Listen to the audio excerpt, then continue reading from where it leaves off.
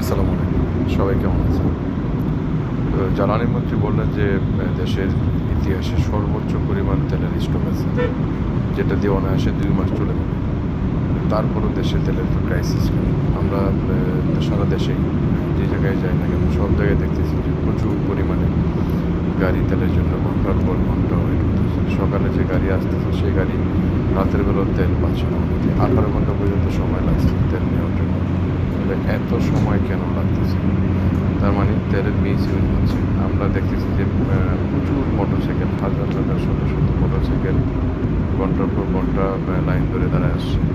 এরা কি আসলে প্রয়োজনে তেল নিচ্ছে, না এরা এখানে মোটরসাইকেল আবার করে ২ তেল লাইন। নিয়ে আবার সেটা বিক্রি করতেছে? আমার প্র্যাকটিক্যাল এক্সপেরিয়েন্স থেকে আমি যেটা দেখলাম যে আমি বিভিন্ন জায়গায় ট্রাভেল করতে যাই, দেখলাম যে আমি তেল পাচ্ছি না, কয়েকটা পাম্প